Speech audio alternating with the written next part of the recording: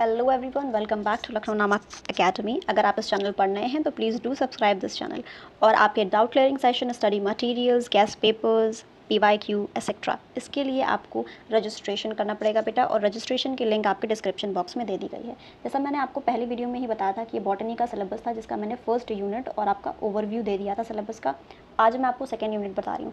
तो जिन बच्चों को भी यूनिट 1 की इंपॉर्टेंस चाहिए कि कौन कौन से टॉपिक इंपॉर्टेंस हैं, please do watch that video. I box में उसका लिंक दे दिया जाएगा। ये यूनिट 2 का सिलेबस है।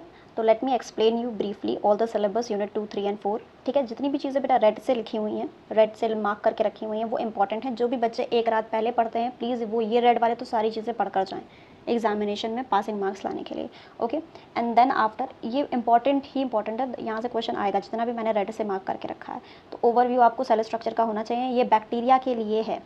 ठीक है, बैक्टीरिया का ये पूरा यूनिट है आपका। क्लासिफिकेशन आपको प्रोकैरियोटिक बैक्टीरियाज की पता होने चाहिए। आर्किया के बारे में आपको पढ़ना है। ग्राम स्टेनिंग कैसे होती है, ग्राम पॉजिटिव क्या होता है, ग्राम नेगेटिव क्या होता है। ठीक है, तो वो स्टेनिंग में भी आपका आ जाएगा कि ग्राम पॉजिटिव एंड नेगेटिव क्या होता है। ये दोनों ही तरीके से आपके लिए इंपॉर्टेंट है, whether it will be coming in your examination और in your practical examination. Viva का भी पूछे जाने वाला सवाल ये रहता है। उसके बाद ये बेटा जितनी भी चीज़ें यहाँ पे लिखी हुई हैं, इनके आपको ब्रीफ डेफिनेशंस पढ़नी है। ठीक है, क्योंकि ये है आपका न्यूट्रिशन का, कि कैसा बैक्टीरिया की डाइवर्सिटी होती है, मेटाबॉलिक न्यूट्रिशन उसका क्या क्या होता है, उसका काम कैसे चलता है, bacterial cell division and microbial growth कैसे करते हैं bacteria, and then after bacteria का जीनोम एंड प्लाज्मिड्स के बारे में काफ़ी बार आता है। बैक्टीरिया का जीनोम एंड प्लाज्मिड्स, कितने वैरायटी के बैक्टीरिया होते हैं, म्यूटेशन कैसे होता है बैक्टीरिया में, जेनेटिक रिकॉम्बिनेशन, इसका इन डेप्थ बेटा MSc में आता है। बट आपको जनरल कैरेक्टरिस्टिक्स इसकी पता होनी चाहिए।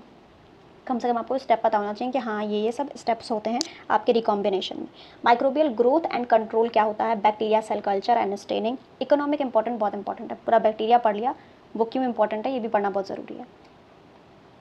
यूनिट टू है आपका ईस्ट होता है बेटा फंजाई। ठीक है, फंजाई का सेल स्ट्रक्चर आपको पढ़ना है, यूकैरियोटिक सेल स्ट्रक्चर पढ़ना है, थैलस ऑर्गेनाइजेशन पढ़ना है, बॉडी ऑर्गेनाइजेशन को कहते हैं, रिप्रोडक्शन कैसे होता है और इसका इकोनॉमिक इंपॉर्टेंस। ये इतना हो गया आपका जनरल कैरेक्टरिस्टिक्स में आ गया। ठीक है, उसके बाद आपको क्लासिफिकेशन के बाद, क्लासिफिकेशन में आपका ooमाइकोटा, ज़ाइगोमाइकोटा, ठीक है, एस्कोमाइकोटा, जितने इंपॉर्टेंट है, बेसाइडियोमाइसिटीज़, ड्यूट्रोमाइसिटीज़ और लाइकन का थैलस ऑर्गेनाइजेशन, रिप्रोडक्शन कैसे होता है, फिजियोलॉजिकल रोल कैसे होता है। यहाँ पे भी जो ग्रीन से लिखा हुआ है, ग्रीन से जो लिखा हुआ है वो इम्पॉर्टेंट है। बट रेड वाला, जैसे मैंने कहा कि अगर एक रात पहले पढ़कर जाना है तो रेड वाला तो ज़रूर पढ़ना, और ग्रीन वाले को एक बार रीड करके जाना, ताकि अगर आ जाए तो आप छोड़ कर ना हो, लिख कर आओ। ओके, जनरल स्केच आपको पता होना चाहिए हर एक चीज़ का। यहाँ पे शायद मैंने आपको रेड और ग्रीन अलर्ट नहीं दिया है, तो मैं भी दे देती हूँ। ये है आपका एल्गी। फंजाई पढ़ लिया, वायरस पढ़ लिया, बैक्टीरिया पढ़ लिया, अब एल्गी के बारे में पढ़ना है। जनरल फीचर्स पता होने चाहिए।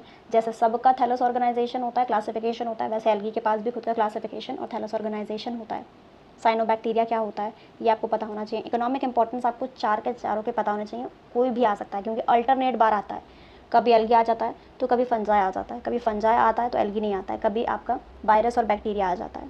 ठीक है, तो ये आपका एग्जाम पैटर्न और गेस्ट पेपर के थ्रू ही आपको पता चल पाएगा। उसके लिए रजिस्ट्रेशन करना पड़ेगा आपको। उसके बाद आपका क्लासिफिकेशन में साइनोबैक्टीरिया के लिए माइक्रोसिस्टर्स पढ़ना इंपॉर्टेंट है और ऑसिटोलोरिया पढ़ना इंपॉर्टेंट है। उडोगोनियम मैंने, अगर आपको रेड अलर्ट नहीं लगाया तो मैं यहाँ पे आपका मार्क किया दे रही हूँ। क्लोरोफाइटा के में आपको वॉलबॉक्स, हाइड्रोडेक्टॉन काफ़ी इंपॉर्टेंट है एल्गी में। ठीक है, क्योंकि आगे तक का आता है। जेंथोफाइटा में आपका वाउचेरिया, एक्टोकार्पस, पॉलीसिफोनिया। ठीक है, नेविक्यूला के बारे में आपको जनरल कैरेक्टरिस्टिक्स पता होनी चाहिए। आई होप कि आपको ये वीडियो बहुत इन्फॉर्मेटिव लगी होगी, और अगर आपको ये इन्फॉर्मेटिव लगी है तो प्लीज़ अपने कमेंट सेशन में बताइए कि आपको आगे क्या अपग्रेडेशन चाहिए अपने सिलेबस में, और आपको कैसा लगा ये वीडियो। एंड आपके suggestions are very important for us, so that हम आगे के वीडियोज़ में उसको इम्प्लीमेंट कर पाएँ। Thank you for watching.